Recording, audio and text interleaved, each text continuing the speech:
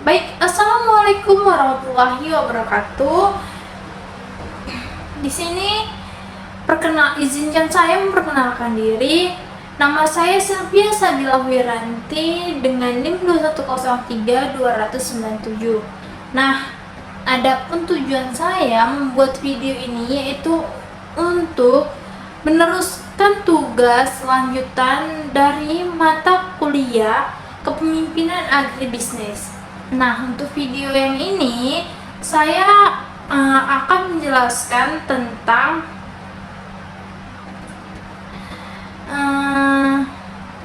kepemimpinan dan komunikasi dalam mengelola resiko organisasi. Yang pertama itu ada kepemimpinan dan komunikasi dalam mengelola resiko organisasi. Di dalam kepemimpinan ini ada beberapa elemen penting dalam komunikasi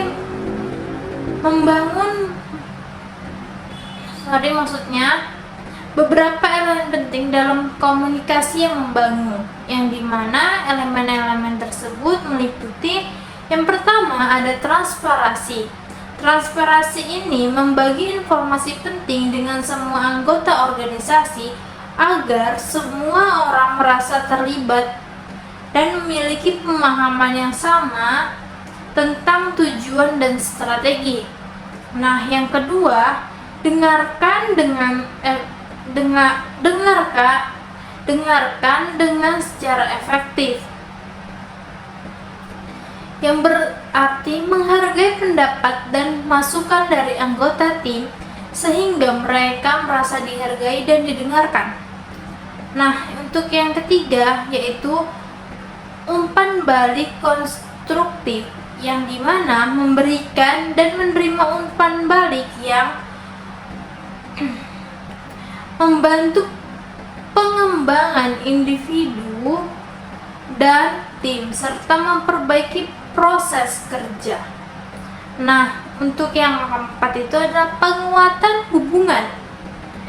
Membangun hubungan interpersonal yang baik antar anggota yang dapat meningkatkan kepercayaan dan kolaborasi.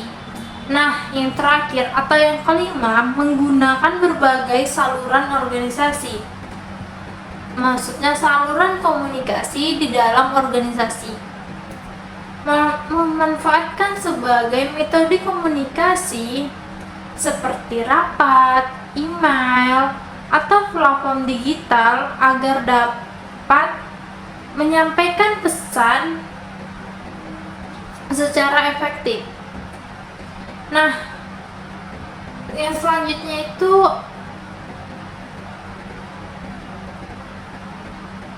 kita masuk ke materi yang berjudul komunikasi membangun iklim organisasi,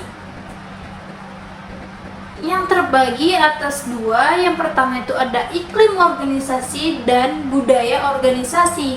Nah, untuk iklim organisasi merupakan suasana kerja yang terbentuk dari interaksi di dalam organisasi, komunikasi antar pemimpin dan karyawan berperan penting dalam menciptakan iklim yang konduktif. Nah, untuk yang budaya organisasi di sini dibangun melalui nilai dan kepercayaan yang ditanamkan lewat komunikasi. Pemimpin harus mampu menyampaikan visi misi dan nilai organisasi secara efektif terhadap karyawan atau bawahannya. Untuk yang selanjutnya, di sini ada peran komunikasi dalam kepemimpinan, yang dimana peran komunikasi dalam kepemimpinan ini juga terbagi menjadi dua. Yang pertama itu kepemimpinan efektif dan dan komunikasi sebagai alat pengaruhnya. Nah, untuk kepemimpinan efektif, di sini pemimpin harus memiliki kemampuan komunikasi untuk memotivasi dan menggerakkan tim atau bawahannya. Nah, untuk komunikasi sebagai alat pengaruh di sini ialah komunikasi digunakan untuk memberikan arahan motivasi, dan membangun hubungan yang produktif. Yang kedua, ada proses komunikasi dalam manajemen, yang dimana di sini terbagi atas perencanaan dalam pengorganisasian. Perencanaan terbagi menjadi beberapa komponen. Yang pertama, perencanaan dan pengorganisasian, yang dimana di dalamnya komunikasi penting untuk menyampaikan rencana dan tugas kepada staf secara jelas. Nah, yang kedua, yang selanjutnya itu ada pengarahan dan pengambilan keputusan, yang dimana di dalamnya di sini dijelaskan komunikasi membantu dalam memberikan arahan dan mengambil keputusan berbasis informasi dari berbagai sumber. Nah, untuk yang ketiga atau yang selanjutnya, untuk elemen yang ketiga di sini ada komunikasi formal dan informal. Komunikasi formal yaitu berfokus pada tugas dan produktivitas seperti memo dan kebijakan. Untuk komunikasi informal di sini terjadi dalam interaksi sosial penting untuk membangun hubungan. Nah, untuk yang selanjutnya itu yang ketiga itu adalah teori dan fungsi komunikasi dalam organisasi, yang dimana yang di dalamnya terdapat dua elemen. Yang pertama itu ada fungsi informatif, regulatif, persuasif, dan integratif, yang mana di dalamnya menjelaskan tentang komunikasi, menyampaikan informasi, mengatur perilaku, mempersuasi, dan mengintegrasikan karyawan. Nah, untuk yang selanjutnya atau maksudnya tahap bagian selanjutnya, yang di sini ada peran pemimpin dalam komunikasi. Nah, di sini terdapat 3 bagian. Yang pertama itu adalah peran antar persona. Pemimpin sebagai figur simbolis, penghubung, dan motivator. Maksudnya itu di sini pemimpin itu sebagai figur simbolis, penghubung, dan motivator terhadap bawahan atau kepada bawahannya. Ya, untuk yang selanjutnya ada peran informasi. Di sini menjelaskan, mengumpulkan, menyebarkan, dan menyampaikan informasi. Yang selanjutnya adalah peran pengambilan keputusan, yang menjelaskan tentang memperkasai perubahan, mengendalikan gangguan, dan mengalokasikan sumber daya. Nah, yang selanjutnya ada 4 gaya, maksudnya bagian keempat tentang gaya komunikasi pemimpin, yang mana di dalamnya terdapat the controlling style, maksud saya, yang dimana di dalamnya menjelaskan fokus pada pengendalian tanpa banyak umpan balik. Gaya komunikasi pemimpin dengan pendekatan controlling style cenderung bersifat direktif dan mengutamakan kontrol. Pemimpin dengan gaya ini biasanya mengarahkan tim dengan jelas, menetapkan aturan, dan memantau kinerja. Berikut di sini juga ada contohnya. Yang pertama itu contoh yang diambil yaitu seorang manajer di perusahaan pemasaran sedang memimpin tim dalam proyek kampanye iklan. Contoh gaya komunikasinya, yang pertama itu arahannya tadi jelas kan, seorang manajer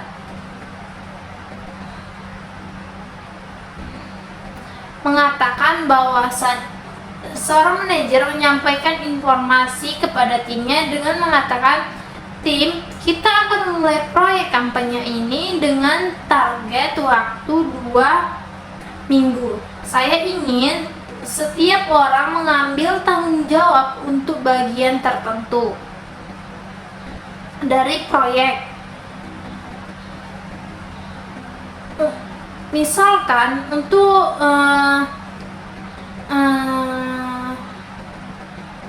nama anggota tim A, kamu akan mengelola konten media sosial, dan untuk nama anggota tim B, kamu akan bertanggung jawab untuk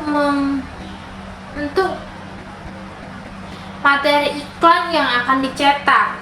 Nah, yang kedua itu di sini adalah pengaturan tujuan. Manajer mengatakan tujuan kita adalah meningkatkan keterlibatan audiens sebanyak dalam 20% dalam 2 bulan ke depan. Saya akan membantu setiap langkah dan meminta laporan mingguan tentang kemajuan yang kalian buat. Di sini itu seorang manajer bukan hanya memberikan tujuan atau perintah, tetapi di sini seorang manajer juga ikut membantu agar tujuan itu dapat segera tercapai. Nah, untuk yang ketiga itu adalah kontrol dan pemantauan.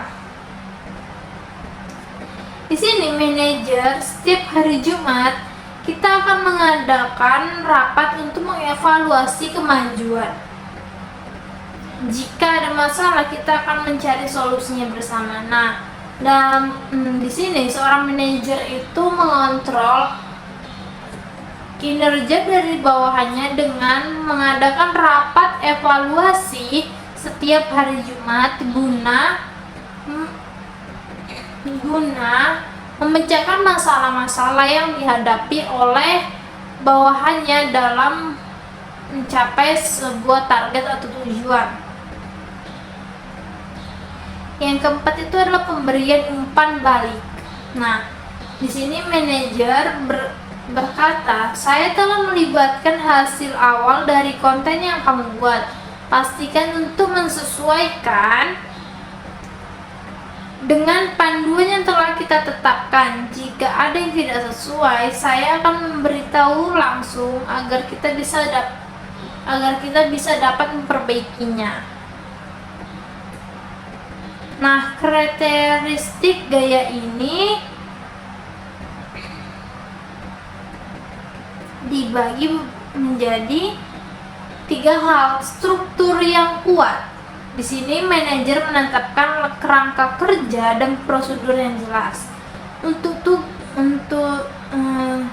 Dan di sini seorang manajer juga tegas. Komunikasi bersifat langsung dan tidak ambigu. Menekankan pentingnya mengikuti instruksi. Nah, di sini ada monitoring yang aktif, memastikan bahwa setiap anggota tim memahami tanggung jawab mereka dan tetap pada jalur yang ditetapkan. Nah, kesimpulannya di sini gaya komunikasi controlling style dalam situasi di mana kejelasan, kontrol, dan tujuan yang terstruktur diperlukan, namun penting untuk diimbangi dengan elemen komunikasi lainnya seperti mendengarkan umpan balik dari anggota tim agar dapat menciptakan lingkungan kerja yang seimbang dan lebih produktif. Nah, untuk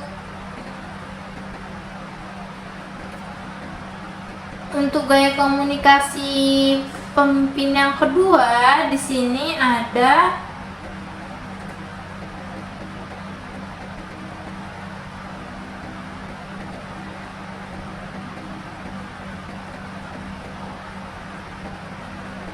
sini bentar, sorry.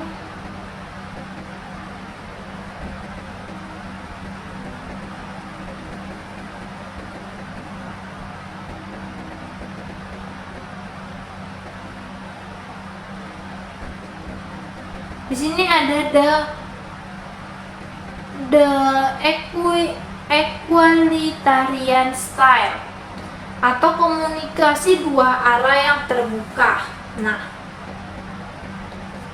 gaya komunikasi pemimpin yang equalitarian style ini adalah pendekatan yang menekankan kesetaraan, partisipasi, dan kolaborasi dalam tim. Pemimpin dengan gaya ini mendorong anggota tim untuk berbagi ide dan pendapat serta membuat keputusan secara bersama-sama. Berikut penjelasan dan contoh penerapannya. Untuk penjelasan gaya komunikasi equalitarian style, yang pertama adalah kesetaraan. Semua anggota tim dianggap setara dan setiap suara dihargai. Nah, untuk yang kedua itu ada partisipasi. Pemimpin mendorong partisipasi aktif dari semua anggota tim dalam pengambilan keputusan. Nah, yang ketiga itu adalah dengarkan dan berikan umpan balik. Pemimpin lebih banyak mendengarkan dan memberikan ruang bagi anggota untuk menyampaikan pendapat mereka. Nah, yang keempat itu adalah kolaboratif, yang dimana fokus pada kerjasama dan sinergi antar anggota tim. Contoh situasi seperti konteksnya seorang pemimpin tim di sebuah perusahaan teknologi sedang merencanakan pengembangan produk baru. Contoh gaya komunikasinya yang pertama adalah membuka ruang diskusi. Pemimpin berkata, tim, kita perlu merancang fitur baru untuk produk kita. Saya ingin mendengarkan ide-ide dari kalian semua, apa yang kalian pikirkan. Berarti di sini seorang pemimpin membuka atau memberikan kesempatan kepada bawahannya untuk memberikan ide tentang pengembangan produk baru mereka. Nah, yang kedua itu mendorong partisipasi. Di sini seorang pemimpin berkata, mari kita buat brainstorming. Setiap orang bebas untuk mengemukakan pendapat, tidak ada yang terlalu kecil atau tidak penting. Di sini juga seorang pemimpin bertanya kepada anggota timnya, ide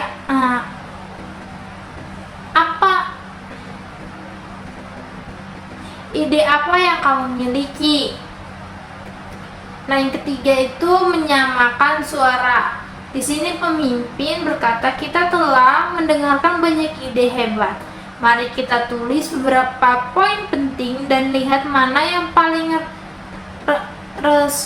rasional bagi kita semua. Nah, yang keempat itu membuat keputusan bersama. Di sini pemimpin berkata, setelah mendiskusikan semua ide ini, bagaimana jika kita memilih satu atau dua di sini pemimpin berkata, setelah kita mendiskusikan semua ide, bagaimana jika kita memilih 2 atau 3 ide tentang fitur yang akan kita fokuskan terlebih dahulu. Siapa yang setuju? Di sini seorang pemimpin memberikan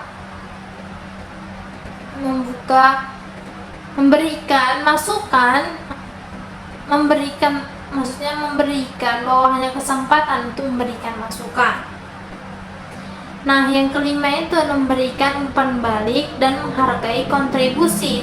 Di sini seorang pemimpin berkata terima kasih atas semua kontribusi kalian. Setiap ide sangat berharga dan membuat kita lebih dekat untuk mencapai tujuan kita. Mari kita lanjutkan diskusi ini di rapat berikutnya. Karakteristik gaya ini yang pertama itu ada inklusif, yang dimana semua anggota tim merasa terlibat dan memiliki peran dalam prosesnya. Nah, yang kedua itu mendukung kreativitas, menghasilkan ide-ide inovatif karena semua orang didorong untuk berpikir bebas. Nah, yang ketiga itu membangun hubungan, yang dimana menciptakan rasa saling percaya dan kolaborasi yang lebih kuat di dalam tim.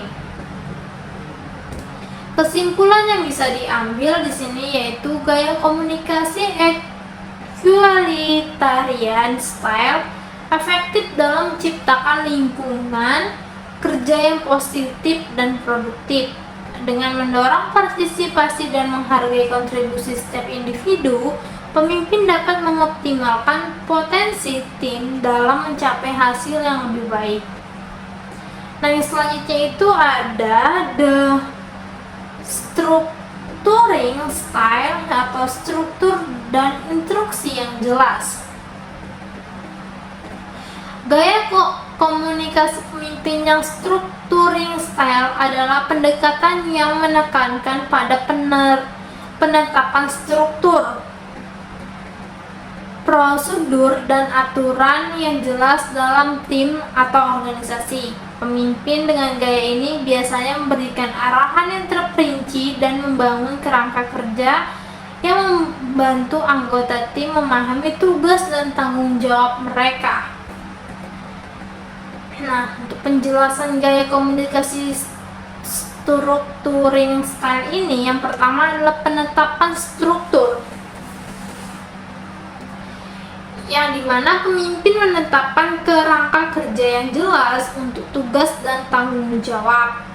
Nah, untuk arahan yang jelas di sini memberikan instruksi terperinci tentang apa yang diharapkan dari setiap anggota tim. Nah, untuk yang ketiga itu adalah prosedur dan terstandarisasi, yang dimana di dalamnya menggunakan prosedur yang telah ditetapkan untuk memastikan konsistensi dan efisiensi. Nah, yang keempat itu adalah pemantauan dan evaluasi. Nah, di sini secara aktif memantau kemajuan dan memberikan umpan balik secara berskala. Contoh situasinya yang konteksnya itu seorang manajer proyek di sebuah perusahaan konstruksi sedang memimpin tim dalam proyek pembangunan gedung. Nah, contoh gaya komunikasinya yang pertama itu adalah pemberian arahan awal. Di sini seorang manajer berkata, tim proyek pembangunan gedung ini memiliki 3 fase utama. Yang pertama itu perencanaan, yang kedua konstruksi, dan yang ketiga itu penyelesaian. Nah, hari ini kita akan fokus pada fase perencanaan. Dan saya akan membagi tugas kepada masing-masing dari kalian. Nah, untuk penjelasan tugasnya di sini seorang manajer membagikan tugas dengan menyebutkan nama anggota timnya. Misalnya, tim A, kamu akan mengurus semua dokumen izin. Pastikan untuk memeriksa semua persyaratan sebelum mengajukan. Nah, untuk tim B, kamu bertanggung jawab untuk menggambar rancangan desain. Saya ingin kalian mengirimkan laporan kemajuan setiap minggu. Nah, untuk menetapkan prosedur, di sini seorang manajer berkata, setiap hari Senin kita akan mengadakan rapat status untuk membahas kemajuan dan tantangan. Jika ada masalah, bawa ke rapat agar kita bisa mencari solusinya secara bersama. Nah, yang keempat itu adalah pemantauan progres. Di sini seorang manajer berkata, "Saya akan memantau setiap tugas secara berkala. Jika ada yang memerlukan bantuan, jangan ragu untuk menghubungi saya di luar jam rapat." Nah, yang kelima itu memberikan umpan balik. Di sini manajer berkata, saya menghargai semua kerja keras kalian. Laporan minggu lalu menunjukkan bahwa kita berada di jalur yang baik. Namun saya ingin memastikan bahwa semua izin diajukan tepat waktu. Jadi mari kita tetap fokus. Nah, untuk karakteristik gaya ini, yang pertama itu adalah terstruktur. Pemimpin memberikan kerangka kerja yang jelas sehingga semua orang tahu apa yang diharapkan. Nah, untuk yang kedua, tugas yang didefinisikan. Di sini, setiap anggota tim memiliki tanggung jawab yang spesifik, memudahkan koordinasi dan kolaborasi. Nah, yang ketiga itu adalah efisiensi, mengurangi kebingungan dan meningkatkan efisiensi dengan prosedur yang terstandarisasi. Nah, kesimpulannya, gaya komunikasi structuring style ini sangat efektif dalam situasi di mana jelasnya arahan dan prosedur sangat penting. Dengan menciptakan struktur yang baik, pemimpin dapat membantu tim mencapai tujuan dengan lebih efisien dan terorganisir. Nah, yang selanjutnya itu ada dynamic style, di mana komunikasi agresif untuk situasi kritis. Gaya komunikasi pemimpin yang dynamic style ini adalah pendekatan yang fleksibel, energik, dan adaptif. Pemimpin dengan gaya ini seringkali berfokus pada interaksi yang hidup dan menciptakan suasana kerja yang positif. Mereka mampu beradaptasi dengan perubahan dan mendorong kreativitas serta inovasi dalam tim. Nah, untuk penjelasan gaya komunikasi dynamic style ini, yang pertama ada fleksibilitas, di mana pemimpin mampu menyesuaikan pendekatan komunikasi berdasarkan situasi dan kebutuhan anggota tim. Nah, untuk yang kedua ada interaksi positif, di mana seorang pemimpin mendorong lingkungan kerja yang energik dengan komunikasi yang terbuka dan antusias. Nah, untuk yang ketiga itu ada kreativitas, di mana seorang pemimpin menginspirasi anggota tim untuk berpikir di luar kotak dan mengembangkan ide-ide baru. Nah, untuk yang keempat itu responsif. Seorang pemimpin cepat dalam memberikan umpan balik dan menyesuaikan strategi berdasarkan situasi yang berubah. Contoh situasinya di sini konteksnya, seorang pemimpin pemasaran sedang mengembangkan strategi kampanye baru untuk produk yang akan diluncurkan. Contoh gaya komunikasinya yang pertama itu adalah membuka ruang diskusi dengan energi. Di sini pemimpin berkata, "Halo tim, saya sangat bersemangat dengan proyek ini. Mari kita brainstorming ide-ide kreatif untuk kampanye produk baru kita. Tidak ada ide yang terlalu besar atau kecil." Nah, untuk yang kedua di sini mendorong partisipasi aktif. Di sini pemimpin berkata, "Siapa yang memiliki ide menarik untuk menarik perhatian audiens kita?" Tim A, saya tahu kamu punya banyak pengalaman dengan media sosial. Apa yang kamu pikirkan? Di sini seorang pemimpin menanyakan kepada orang yang memang di dalam bidangnya atau ahlinya. Nah,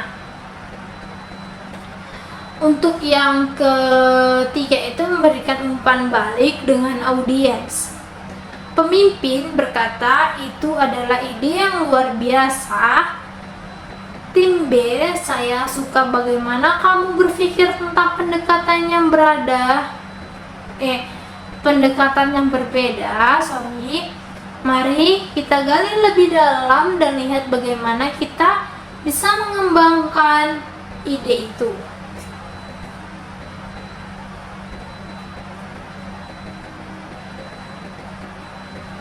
Nah, untuk yang keempat itu ada mengadaptasi strategi dengan cepat. Di sini pemimpin berkata, jika kita melihat tren yang sedang berkembang, kita mungkin perlu menyesuaikan rencana kita. Saya ingin mendengar pendapat kalian tentang bagaimana kita bisa menyesuaikan kampanye ini agar lebih relevan.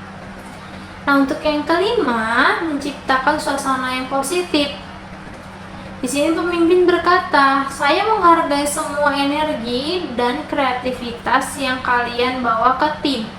Mari kita terus mendorong satu sama lain dan menjadikan kampanye ini yang terbaik. Ayo kita buat sesi ini menyenangkan dan produktif. Nah, karakteristik gaya ini, yang pertama itu ada adaptif, yang dimana pemimpin mampu menyesuaikan diri dengan situasi baru dan tantangan yang muncul. Nah, yang kedua itu motivasi yang tinggi. Di sini pemimpin menciptakan semangat tim yang tinggi dan membangun kepercayaan diri anggota tim. Nah, yang ketiga itu adalah interaksi kreatif, yang dimana di sini seorang pemimpin mendorong ide-ide baru dan pendekatan inovatif dalam setiap proyeknya. Nah, kesimpulannya, di sini gaya komunikasi dynamic style ini sangat efektif dalam lingkungan yang membutuhkan kreativitas dan adaptabilitas dengan menciptakan suasana yang positif dan mendukung. Pemimpin dapat menginspirasi tim untuk bekerja lebih keras dan lebih inovatif serta mencapai hasil yang lebih baik lagi. Nah,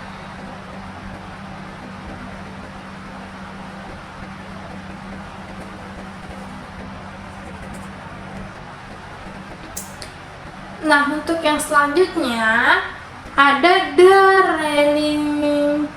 relinquishing style atau lebih mendengarkan masukan. Gaya komunikasi pemimpinnya relinquishing style ini adalah pendekatan yang menekankan pada pemberian otonomi dan kebebasan kepada anggota tim. Pemimpin dengan gaya ini cenderung memberikan ruang bagi anggota tim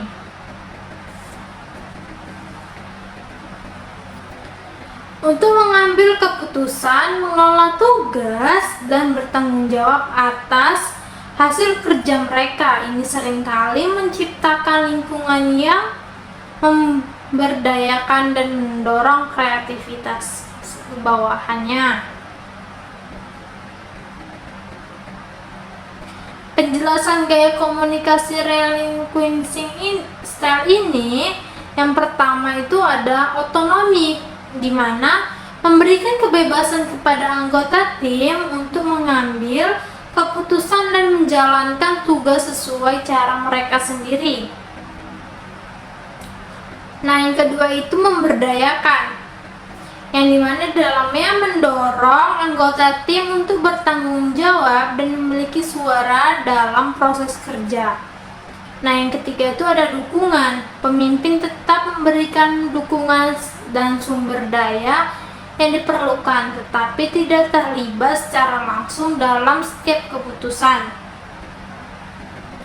Nah, yang keempat itu ada kepercayaan, di mana membangun kepercayaan dengan anggota tim agar merasa nyaman mengambil inisiatif. Contoh situasinya di sini konteksnya seorang pemimpin di sebuah perusahaan teknologi sedang memimpin proyek mengembangkan perangkat lunak. Nah, untuk contoh gaya komunikasinya, yang pertama menyampaikan otonomi, di mana pemimpin berkata, tim, saya percaya bahwa kalian memiliki keahlian untuk mengambil keputusan dalam proyek ini. Saya ingin kalian menentukan pendekatan terbaik yang ingin kalian ambil. Nah, yang kedua itu memberikan ruang untuk kreativitas. Di sini pemimpin berkata, silakan eksplorasi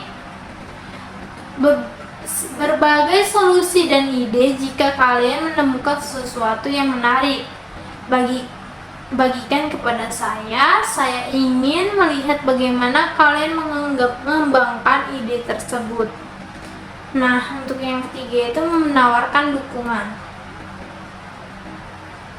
Pemimpin berkata, saya akan ada untuk mendukung kalian jika ada kendala atau butuh sumber daya tambahan, jangan ragu meminta bantuan. Namun, saya ingin kalian menjalankan proses ini dengan cara kalian sendiri.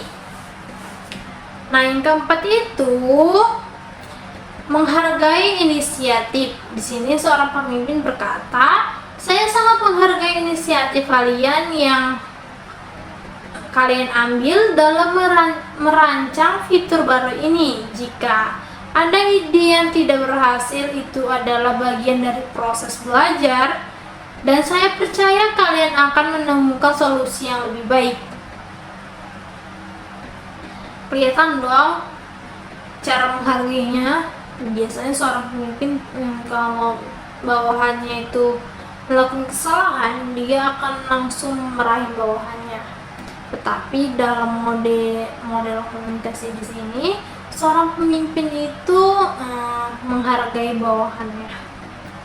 Walaupun yang mereka kerjakan salah, seorang pemimpin memberikan ruang atau memberikan kesempatan bagi bawahannya untuk memperbaiki kesalahannya. Nah, yang kelima itu menyediakan umpan balik secara berkala. Nah, di sini pemimpin berkata, setiap bulan kita akan melakukan evaluasi untuk melihat kemajuan dan hasilnya. Namun, saya tidak akan terlibat langsung dalam setiap langkah karena saya percaya kepada kemampuan kalian. Di sini pemimpin memberikan kepercayaan kepada bawahannya, bahwasanya bawahannya mampu mengerjakan tugas yang telah diberikan oleh seorang atasannya. Nah, karakteristik gaya ini yang pertama itu memberdayakan, di mana seorang pemimpin mendorong anggota tim untuk mengambil inisiatif dan tanggung jawab. Nah, yang kedua itu meminimalis dan dalam intervensi, di mana seorang pemimpin menghadiri micromanagement sehingga anggota tim merasa lebih bebas. Nah, yang ketiga itu membangun kepercayaan, di mana seorang pemimpin membangun hubungan yang saling percaya antar pemimpin dan anggota tim. Kesimpulan, gaya komunikasi relinquishing style sangat efektif dalam situasi di mana kreativitas dan inovasi dibutuhkan. Dengan membutuhkan otonomi kepada anggota tim, pemimpin dapat menciptakan lingkungan yang memberdayakan dan mendorong perkembangan pribadi serta profesional. Nah, yang selanjutnya itu ada the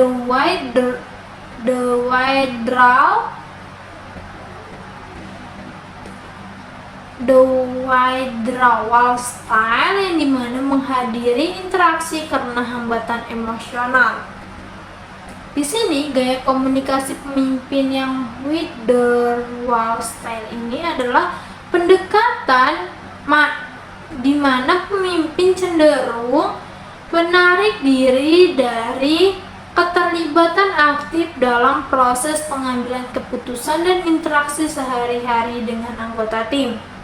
Pemimpin dengan gaya ini mungkin lebih pasif dan tidak terlibat secara langsung, memberikan ruang bagi anggota tim untuk beroperasi secara mandiri. Penjelasan gaya komunikasi withdrawal withdrawal style ini, yang pertama minimnya keterlibatan yang dimana pemimpin tidak terlibat secara aktif dalam kegiatan tim, seringkali membiarkan anggota tim menjalankan tugasnya mereka tanpa banyak pengawasan. Yang kedua itu keputusan yang diberikan, di mana seorang pemimpin mungkin mengambil jarak dari pengambilan keputusan, memberikan tim mengambil inisiatif sendiri. Nah, untuk yang ketiga itu ruang untuk mandiri. Nah, di sini seorang pemimpin mendorong anggota tim untuk bekerja secara mandiri dan mencari solusi tanpa intervensi pemimpin. Nah, yang keempat itu ada komunikasi terbatas, yang dimana seorang pemimpin terkadang komunikasi dengan anggota tim bisa kurang aktif, yang bisa mengakibatkannya kurangnya umpan balik dan dukungan. Contoh gaya komunikasi ini, yang pertama menyampaikan kebebasan. Manajer berkata, "Saya percaya kalian semua mampu menangani proyek ini. Saya tidak akan selalu sering memeriksa kemajuan. Jadi silakan atur sendiri bagaimana cara terbaik untuk menyelesaikannya." Sama dengan contoh yang sebelumnya. Yang kedua, menghindari intervensi, di mana seorang manajer berkata, "Jika ada masalah, saya ada di sini untuk membantu, tetapi saya ingin kalian mencoba menyelesaikannya sendiri terlebih dahulu." Nah, yang ketiga, memberikan ruang. Di sini manajer berkata, "Saya akan berada di ruangan kerja saya jika kalian butuh sesuatu, tetapi saya tidak akan mengganggu proses kalian. Silakan ambil inisiatif." Nah, yang keempat itu ada feedback terbatas. Di sini manajer berkata, "Saya akan melakukan evaluasi pada akhir proyek, tetapi selama proses ini saya percaya kalian bisa mengolah dengan baik." Yang kelima itu ada dukungan minim, di mana manajer berkata, "Jika kalian memerlukan sumber daya tambahan, silakan kirim email, tetapi saya akan memberikan ruang bagi kalian untuk memimpin proyek ini." Nah, karakteristik gaya ini, yang pertama itu ada pasif, di mana pemimpin tidak aktif terlibat, memberikan kebebasan kepada tim. Yang kedua itu ada mandiri, di mana pemimpin mengandalkan kemampuan dan inisiatif anggota tim untuk menyelesaikan tugas. Nah, yang selanjutnya itu adalah kurangnya komunikasi, di mana seorang pemimpin potensi untuk kurangnya komunikasi dan umpan balik yang bisa mempengaruhi kinerja tim. Kesimpulannya, gaya komunikasi withdrawal style ini bisa efektif dalam situasi di mana anggota tim memiliki pengalaman dan keterampilan yang memadai untuk bekerja secara mandiri. Namun, penting bagi pemimpin untuk memastikan bahwa anggota tim merasa didukung dan memiliki akses untuk meminta bantuan jika diperlukan, agar tidak mengakibatkan kebingungan atau ketidakpastian di dalam diri bawahannya. Nah, yang kelima itu ada hambatan dan komunikasi, yang dimana di sini ada hambatan teknis, semantik, dan manusiawi, yang dimana di dalamnya terbatasnya fasilitas, perbedaan interpretasi, dan faktor emosi dapat menghambat komunikasi. Nah, yang keenam itu ada relasi, di mana di sini ada kunci membangun relasi di dalamnya kepercayaan diri, kejujuran, adaptasi, dan memberikan perhatian serta kepercayaan membangun yang baik. Nah, yang ketujuh ada pemahaman manajemen risiko, yang dimana di sini ada definisi dan tindakan dalam manajemen risiko. Di dalamnya ada identifikasi, analisis, dan respon risiko untuk melindungi perusahaan. Nah, yang kedelapan adalah pendekatan sistematis manajemen risiko, di mana di dalamnya ada identifikasi, analisis, dan respon risiko. Di dalamnya menjelaskan tentang mengidentifikasi risiko, mengevaluasi dampak, dan merencanakan tindakan pengendalian. Nah, yang kesembilan itu ada manfaat manajemen risiko. Di dalamnya menjelaskan tentang membantu pengambilan keputusan, estimasi biaya, dan menjaga stabilitas perusahaan. Nah, yang ke-10 ada sasaran dan tantangan manajemen risiko. Di dalamnya itu ada, yang pertama itu ada sasaran, di mana di dalam menjelaskan tentang mencegah kegagalan, memastikan stabilitas operasional, dan mendukung pertumbuhan secara berkelanjutan. Dan untuk tantangannya di sini membahas pandangan negatif terhadap risiko, persepsi biaya, dan tata kelola yang lemah. Yang ke-11 ada membangun budaya manajemen risiko, di mana dalamnya itu yang pertama adalah komitmen pemimpin dan edukasi pelatihan, di mana komitmen pemimpin ini dukungan penuh terhadap manajemen risiko, dan untuk edukasi dan pelatihan di sini edukasi berkelanjutan untuk memahami risiko. Nah, kesimpulannya yang ke-12 ada kesimpulan penting komunikasi dan manajemen risiko dalam kepemimpinan organisasi, dan bagaimana strategi komunikasi yang baik dapat membantu dalam mencapai tujuan organisasi secara efektif. Membangun budaya manajemen risiko dalam organisasi adalah upaya yang kompleks dan memerlukan perhatian serius. Berikut ada beberapa tantangan yang umum dihadapi. Yang pertama, adanya kurangnya kesadaran dan pemahaman. Yang di dalamnya penjelasannya, banyak anggota organisasi mungkin tidak memahami pentingnya manajemen risiko atau tidak menyadari potensi risiko yang ada.